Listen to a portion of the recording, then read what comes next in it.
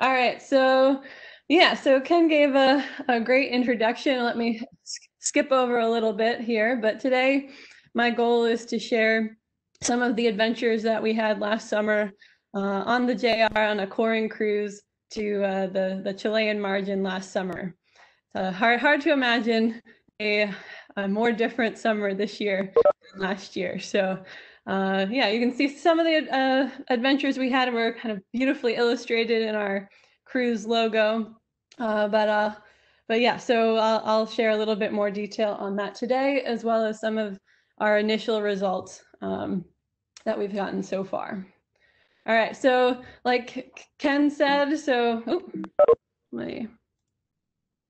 JR100, JR stands for the JOIDES Resolution. 100 was our coring limit, and we were the test case scenario for this. So, had a little bit of pressure to do a good job so that we see many more of these hopefully in the future. As Ken said, the capabilities of the JR are much more than 100 meters, but we're limited to this. But 100 meters still is far greater than anything you would get on any of the UNOLS vessels, the university, the smaller vessels in the US scientific fleet. So this is a huge advantage in terms of getting more material further beneath the seafloor.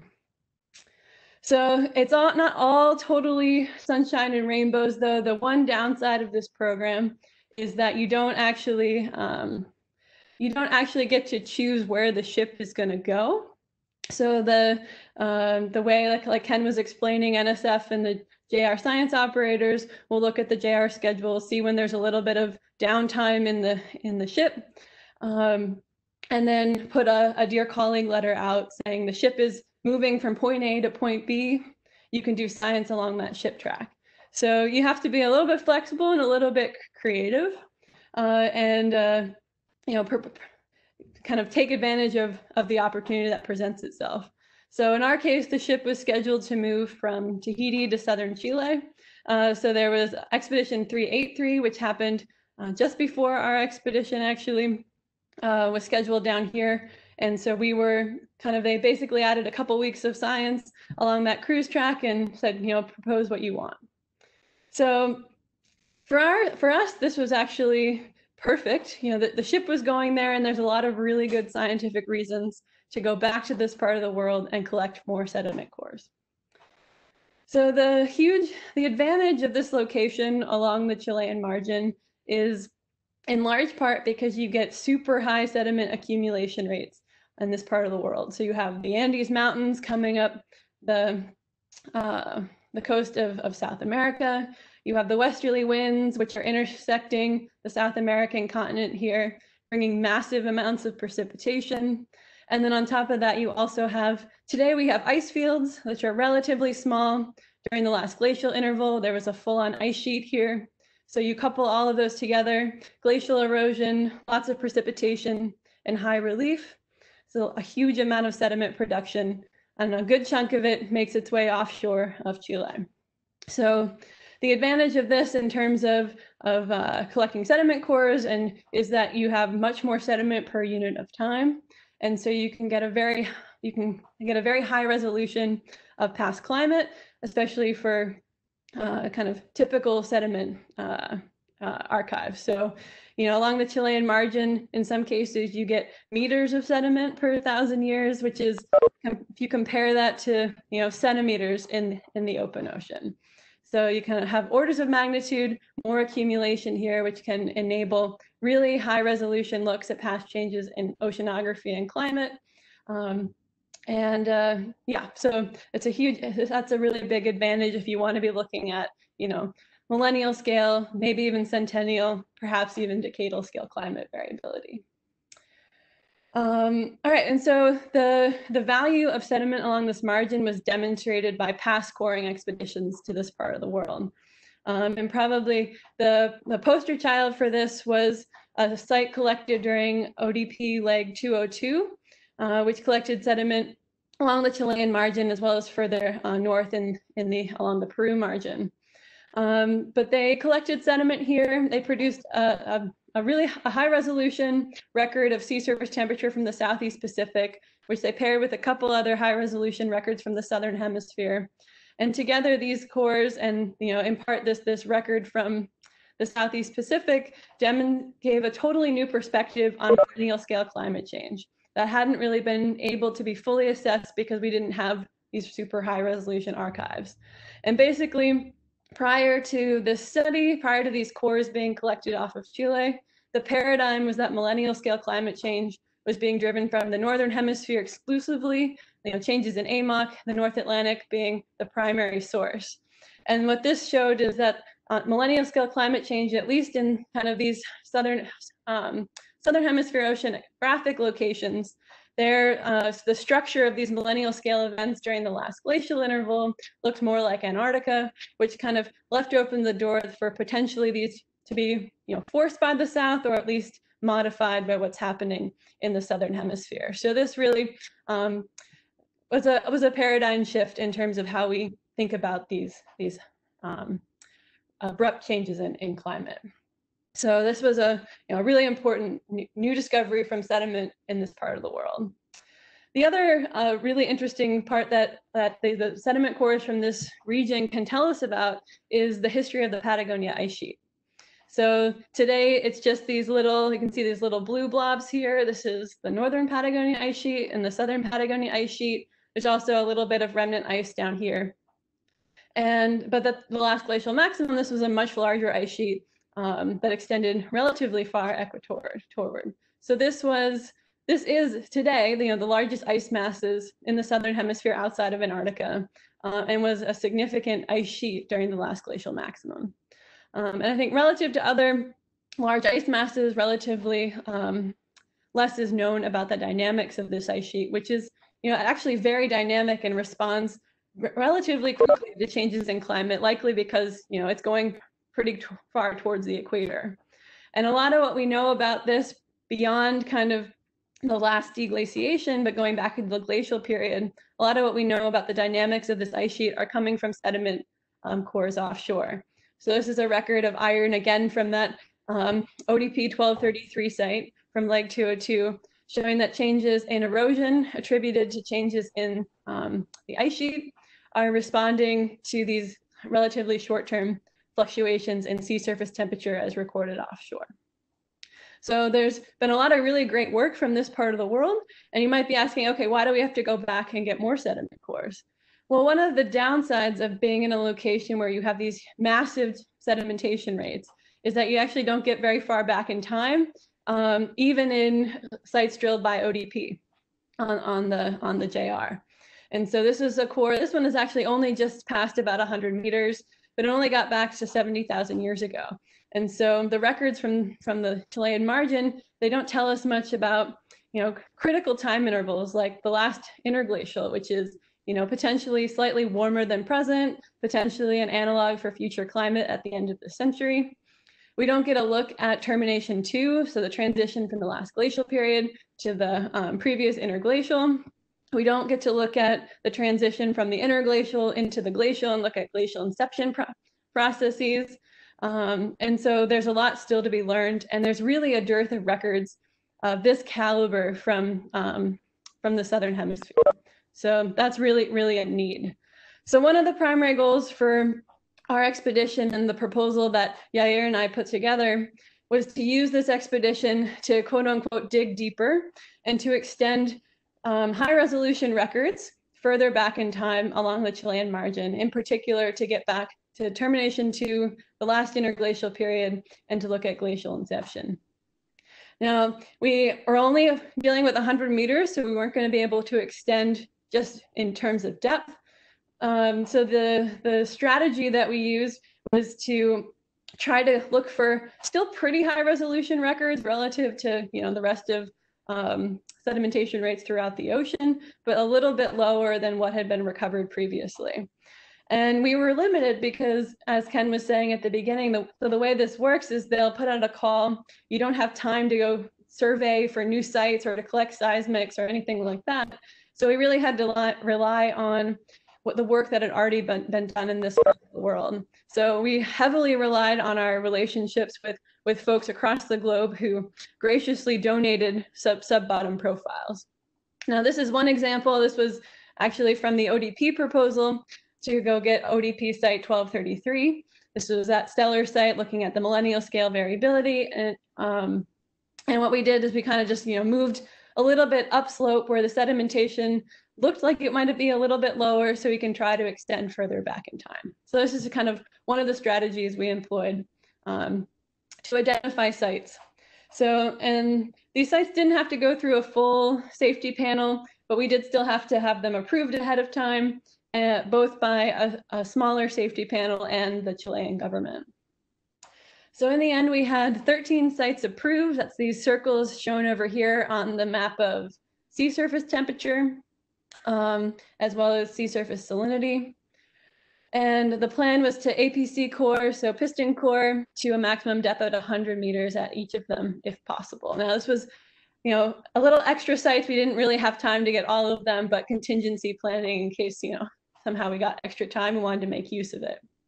All right, so, but we basically strategically located these sites to capture part of the sea surface temperature gradient. Now, we don't see much in our sites here, but actually there was an IODP cruise that went just before us and collected sediment cores down here. So together with those, we can kind of look at the full sea surface temperature gradient in this location. Now, this shifts seasonally with the winds, and this moves the oceanographic fronts north and south. And we expect that to change in the past with changes in climate. Our sites were also strategically located so that they would capture this low salinity region here. Today, this is largely driven by rainfall being brought in by the westerly winds, but we do see some contributions of fresh water right here and also further south, and that's due to melting of the Patagonia ice fields today. So we expect our sites to be sensitive to changes in rainfall during warmer intervals and potentially due to meltwater during glacial intervals. And the sites we targeted were also, this is a cross section going from south to north. Our sites are kind of just projected onto this map of oxygen to show the different water masses. So we have sediment cores that will be reflecting changes in the property of Antarctic intermediate water, Pacific deep water at mid-depth, and then at deeper depths, we have circumpolar deep water. So we tried to capture both a bit of a latitudinal gradient as well as a depth gradient to be able to look at changes in surface processes, but also looking at changes in the structure of water masses in this part of the world.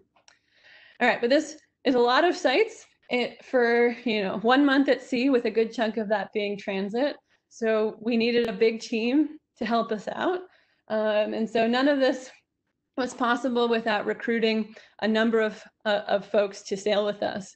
So this image was taken on the JR, and it shows both the science party as well as the crew and the JRSO, the science technical support. For the science party, we had 36 scientists from 7 countries and 20 different institutions. So it was a huge diversity of folks on board. We also, as Ken said, we made an effort to make this not just about the science that'll come out of it, but also a learning experience for graduate students, even a couple undergrads, as well as postdocs. So we had almost 2/3 early career scientists on board. I know this kind of opportunity is how I found myself in a position to be able to write a proposal and convince NSF that I was capable of leading this expedition. So it's we attempted to make this both about the science as well as about training. And you'll see many familiar faces here. So we had 9 folks from Rutgers. Let's see, we have Will Biggs, who's an undergrad in marine sciences, Haley, Laura, Anya, Mark, there's me and Yair, Jim, Vince, and then I have Chen here as well. She's a visiting student from Tongji, but she's been at Rutgers long enough, so I'm not honorary Rutgers member at this stage. So we had a very good Rutgers representation on this expedition. All right, so in the end, we ended up being able to collect material from 8 of the 13 proposed sites. At most of these, we had 3 holes. So we had about 300 meters of material per site. And for those of you who are not familiar with the JR, with the 100 meters, we don't just, piston core 100 meter core at a time. So you do 9 meters at a time and bring that up, and 9 meters, another 9 meters down that hole, and you bring that up. And inevitably, you're going to be missing some amount of material in between those. So it's the job of the correlators. So Jim Wright was one of those, as well as the chief scientist, to kind of try to, on the second and third holes, fill in those gaps. So there's a lot of real-time decision-making happening while you're at sea. So we ended up in the end with about 2.2 kilometers of sediment, which was quite substantial. And I think it's possible that had we not had a little bit of bad weather, as illustrated in our cruise logo, we could have even had more. But 8 sites and this amount, we were very happy with this. We lost actually relatively little time to weather. So the reason we lost a lot of time was at the beginning. We were started down here in Punta Arenas, and we're supposed to come out the Magellan Strait, but there were 11-meter seas out there.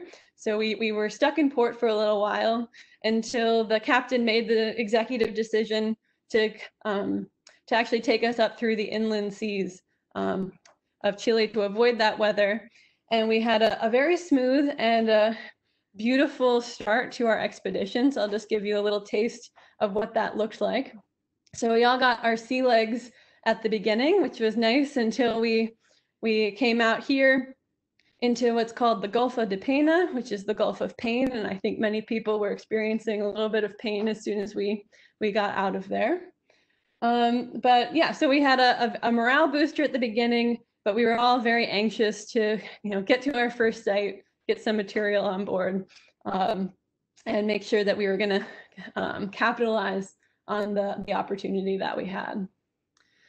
So I would say the moral of that story was a little bit careful what you wish for.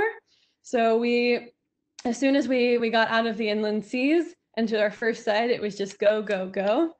So just to give you a little bit of a sense of what that looks like. So if this is a time-lapse video, both of these are from Rob Hatfield, one of the scientists on board, showing the crew out here bringing the core up and down.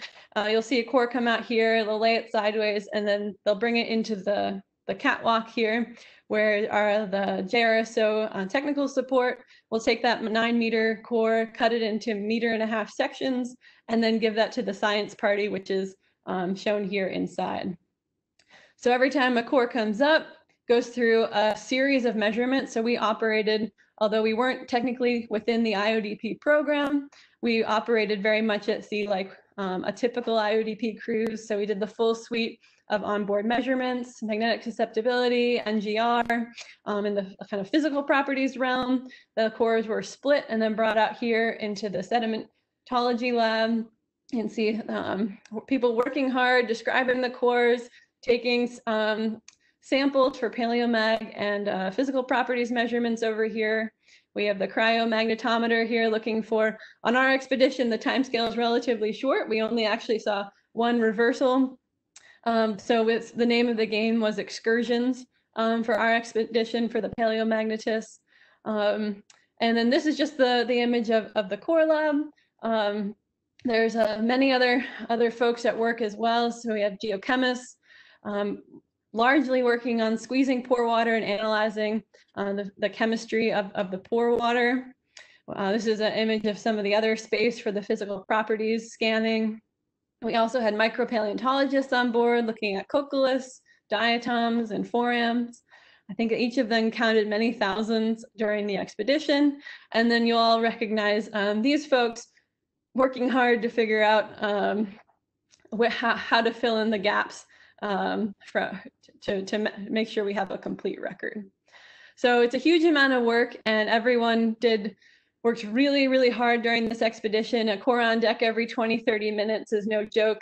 And yeah, so we couldn't have done it without everyone's help. All right, so I'll show a little bit. By the end of the cruise, we had kind of, you come off the ship with actually quite a lot of data. You can see everybody working very hard. This is kind of a summary plot from the sites from the sedimentologists. So we're looking at the stratigraphic columns for each of the sites. This going from left to right, we're going from our southernmost site to our northernmost site. So traveling up the coast of Chile. The one thing I just want to draw your attention to, you can see, there's a color change as you go north. So essentially, the southernmost sites have more clay and silty clay relative to the northern sites, which have a little bit more biogenic material. Now, everything looks like clay and silt. That's the dominant components of these. I don't want to give you the impression that these are chock full of biogenics, but there definitely is an increase in the amount of diatoms and nanofossils and such as in our northernmost sites. So yeah, and largely this is because of the oceanography and the atmospheric circulation. So as you go north, you start to moving into a little bit of an upwelling regime where you start to have more productivity and so more biogenics. And of course, where the upwelling is stronger is going to be moving north to south with changes in climate. All right, so we have kind of more of our biogenics in our northerly sites and more of the clay in our southerly sites. And it's not just kind of a north to south gradient today. There's past changes will impact the relative amounts of these internal to each of the cores as well. And we actually found that the relative abundance of biogenics to clay was actually a really useful stratigraphic tool to try and figure out where we were in time. So that was kind of a more qualitative look at things, a little bit more quantitative, although still fairly qualitative while we were on board. We, Jim and Chris Charles came up with the idea of using the green to blue ratio. So this is a standard measurement we make on board. It's actually from a line scan camera. We take an image of every core. And if you look at the green to blue ratio of the color in each of these cores, we interpreted on board that was reflecting the ratio of diatoms to clay. And it turns out that kind of if we compare this told us a little bit about where we were in time. So if we compare this to our standard paleoceanographic tool, the benthic stack, so lighter to the right is warmer time intervals, to the left is kind of glacial intervals. What we found is that we can kind of pick out a similar structure in the green to blue ratio if you squint a little bit. So you have higher green to blue ratio during warm intervals, or at least this is how we interpret it on board, and lower green to blue ratios to the left during glacial intervals.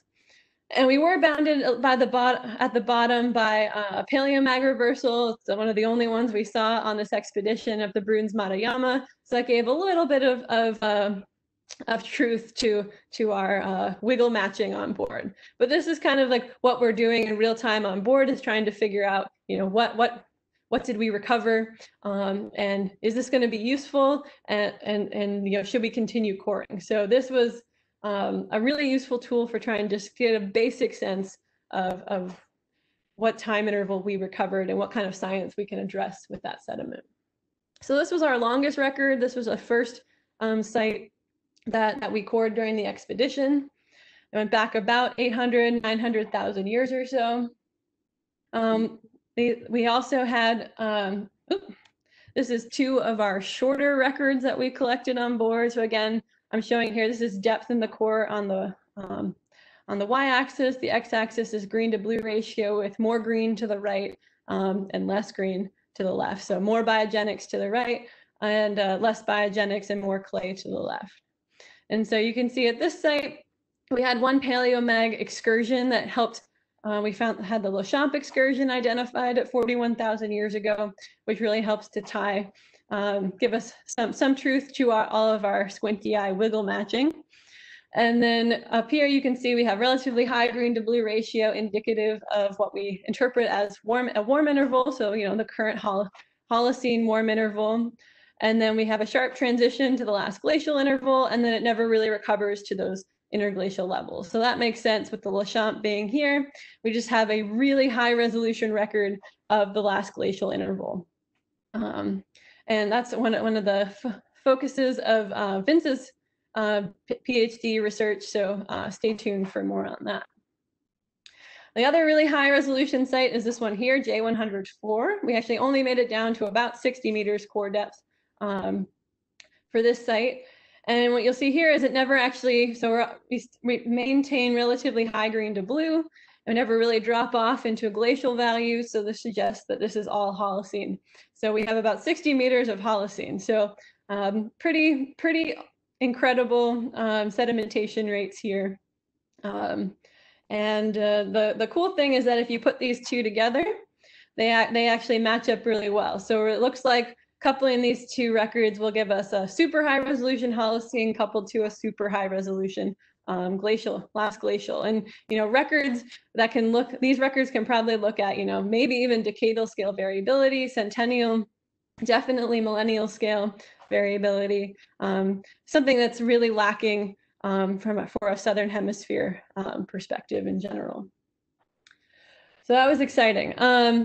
All right, so this is a summary figure from the expedition produced by the paleomagnetists, and it was a story of Lachamp over and over and over again. So this site here was the first one. This is one of the longest cores we collected, or the longest in terms of time that we collected on the expedition. You can see it has a reversal down here. This is the Bruns Matayamas. The end of the orange color is the Lachamp, and then going down here is depth in the core. So that's the long record. It goes back about 800, 900,000 years ago. These are the two shorter records that I was just showing you. So have a super high resolution Holocene, super high resolution glacial. But if I'll remind you, the major push and what I kind of drove home the point for funding us to NSF was to collect a really high resolution last interglacial section from this part of the world. And so with all of the shipboard data we collected, my hopes for getting a last interglaciation were really tied to some of these mid sedimentation rate sites here in between our really long one but relatively low sedimentation rate, so not a high resolution section, to so high that we didn't actually make it back to this critical time interval. And if we turn to our friends, the green to blue ratio at 3 of those sites, this is depth below seafloor going down. At each of these, to the right is the green, higher green, lower blue. For each of these, the circumstantial evidence on board suggested that we did. So this L represents the Lachamp in each of these. So you can see this is 41,000 years ago. The last interglacial is about 125,000 years ago. So if you extrapolate sedimentation rate back in time, it suggests that we probably did, but we didn't see the clear evidence from the green to blue ratio or any of the other physical properties measurements that we had definitively recovered this section of time. So I knew when we got off the ship that we had collected a lot of really amazing records that I think will really contribute to our understanding of high resolution climate perturbations with a Southern Hemisphere perspective. But we didn't know by the end of this whether or not we got back to the last interglacial. So definitely lost a little bit of sleep on that. All right, and so before I turn to showing you some of the results that we've had since the cores have come back to shore, I'll share a couple of fun surprises. So I know we're all a little bit starved for field work and the inevitable surprises that come from doing it. So one of the really fun ones was, we're coring. This is site J104 located here. Oh, sorry, this white blob here represents the last glacial maximum extent of the Patagonia ice sheet. This is the stratigraphic section. So for the most part, we were having, silty clay, diatom-rich, nanofossil-bearing clay, lots of clay, typical margin sediment. And then all of a sudden, at about 60 meters, we just hit gravel. So this is, and that's a scale of centimeters over here. So these are sizable pieces of material at the base of this core. Not at all what you expect to recover when you're coring marine sediment. So the only thing, ocean currents are not going to bring these to this site. So obviously this is, especially given the location of this core very close to the last glacial maximum extent of the Patagonia ice sheet, seems highly likely that these were brought here by the ice sheet, and actually potentially the transition from gravel into the smaller size material may actually reflect the retreat date of the Patagonia ice sheet. And oh yes, Jim just mentioned that the crumpled piece of core liner is in Jim's office, so you can all see evidence of that as well. So that was a pretty surprising find, and we can get one of the goals is to get a really good date on that transition. The other surprise, which probably shouldn't have been a surprise in retrospect, is that we recovered gas hydrates on this expedition. So you can see that here. So this is basically methane trapped in ice, essentially. And so, we didn't know what they were. One of the crew came on deck and thought we might want to check it out. So, and in fact, it's not my fault. I blame this fully on Yair, because it was on his shift when this happened.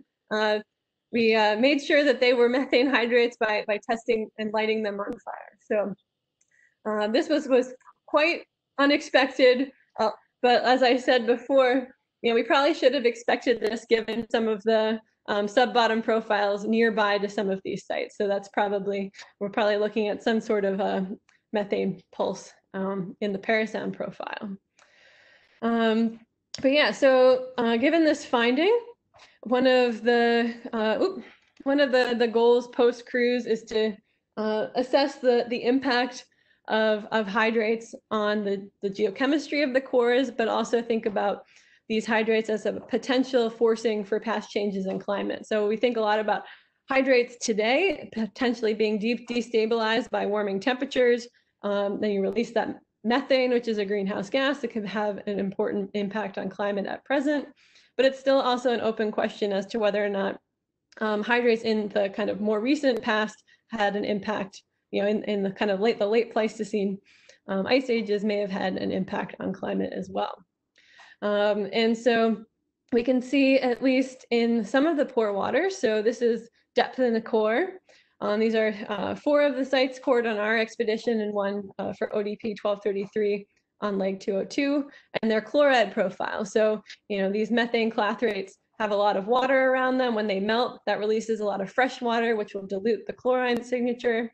And so we can see, at least at the site where we actually found the hydrates, we see a very strong freshening signal down core in the pore water, suggesting that these hydrates are dissociating at depth. All right, so those were some of the fun surprises, and kind of a brief overview of all the fun we had last summer at sea. Part 3 is this is where the real fun begins. This is what 2.2 kilometers of sediment look like unpacked. They're being stored up at the Lamont Doherty, the Lamont repository, Lamont Doherty Earth Observatory.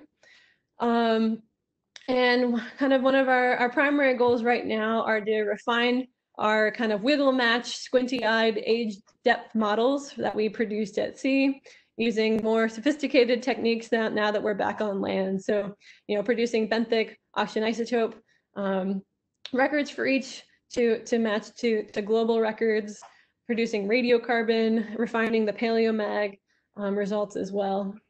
Another push immediately is to scan some of the cores for X-ray fluorescence core scanning to look at bulk changes in chemistry down core. This, among other things, will probably tell us a lot about past changes in glacial erosion during glacial intervals, at least. Another push is to calibrate the green to blue ratio. So this tool that we used during Shipboard to try and give us an idea of where we were in time. But we're assuming that it reflects changes in diatoms to clay, but it would be good to actually get down into it and make sure that that is an appropriate interpretation. And then also looking at more pore water chemistry, in particular the oxygen isotopes of the pore water. All right, but the big question for me that was my goal immediately upon getting these cores back onto lab and being able to sample them is to determine whether or not we actually did or did not recover a high resolution section of the last interglacial. This was really I mean, there's tons of interesting stuff to do, but this was really my goal for this expedition. And I'm happy to say that we did. So this is the age now on the x-axis here, going from 0 to 200,000 years ago. This is the last interglacial interval. Our record, a record I produced of benthic oxygen isotopes from J105 is in orange, and that's plotted here with, in gray, the kind of the LRO4 benthic stack, as well as a really high resolution benthic oxygen isotope record from the Iberian margin. And so you can see very clearly that we definitely recovered this interval of peak warmth. You can see the very light oxygen isotope values here.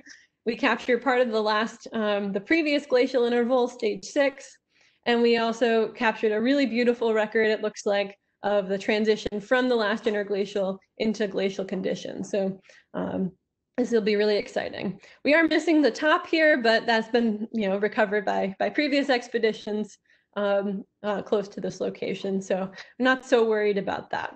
So yeah, so I'm resting a bit easier now that I have this confirmation. All right, so that's kind of the first big question. The next big question, I think, is what does this green to blue ratio, this new stratigraphic tool that we were using to try and figure out where we were in time, that seemed to be looking like changes in global climate or changes in an Arctic climate. This is the green to blue ratio from site J102, showing the kind of Holocene last deglaciation and a large glacial section. So that we're using this and interpreting it as changes in kind of the ratio of diatoms to terrigenous material, perhaps reflecting changes in upwelling or movements of the front north to south. But was this assumption based in reality? And so this is something that Chen Li and Vince have been looking at in detail. So our hypothesis was that this was reflecting the relative abundance of diatoms in the sediment. So they measured percent opal at 2 of the sites. So opal is produced by diatoms. So higher percent opal, higher percent diatoms. And so now they've quantitatively related the green to blue ratio to changes in the percent opal in the sediment. So this was a big contribution and helps us kind of rest a little bit easier in some of our initial interpretations. Another exciting advance is that, so Haley has been working hard to produce a radiocarbon age model from our really high resolution Holocene site, so J104. This was the site that transitioned at the bottom from clay and silt into large gravel. And so she's now dated this transition to be 11.5 thousand years, which happens to be at the same time as more Rutgers work shown over here as meltwater pulse 1b. And so potentially this large change in sea level at this time had an impact on the retreat of the Patagonia ice sheet. So this is really important. The retreat date is relatively of the Patagonia ice sheet is not super well constrained at this point, so this could be a pretty significant finding. All right, and the last bit of kind of new preliminary results that we have so far, this is work from Vince Clementi. So if you were tuned in to his thesis proposal last week, you'll have had a much better overview of this. But here we're looking at chloride profiles from 4 of the sites. So we looked at this earlier as potential impacts of hydrates dissociating, which would reduce the chloride down core at these sites. But a better test is to look at the chloride as well as the oxygen isotopes of those pore waters. So hydrates will tend to both freshen, so reduce the chloride profile down core, as we see at 2 sites, and it will also tend to increase the oxygen isotopes of those of the pore water as well. So it looks like just J106, this is the site where we actually recovered the hydrate, so it makes sense. It's consistent with this hydrate story being the primary control on the pore water chemistry, but it's still early days, and Vince will update you on that soon. All right, so I'll just finish here with a quick summary of what we think we've recovered, where we still don't know exactly what we have. So these green are kind of, we've confirmed these kind of bottom ages by work since the cores have come back to shore. We have a pretty good sense of what time interval this core covers, because the Bruns Matayama is just at the base of it. But we still have more work and more characterizing of what we recovered. And so, we've started to go a little bit beyond, where we are in time and what kinds of questions we can ask with these cores, but we're kind of just at the beginning now, starting to get into the real fun stuff of being able to answer questions like, how warm was the Chilean margin during the last interglacial? How did, the structure of South Pacific water masses change over deglaciation as well as glacial inception? All sorts of different things like that. So please stay tuned. Now that we have a little bit better sense of what we have too, I imagine more of the Shipboard participants will also be thinking about working on these cores. So yeah, so I think there'll be a lot of great stuff coming out of here. All right, so I'll just finish by once again thanking the Shipboard Science Party, the technical support, and the crew.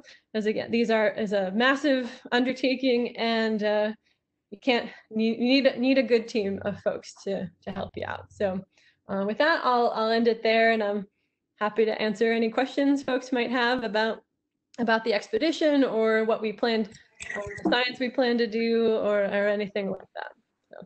So. Thanks, Sam. Great.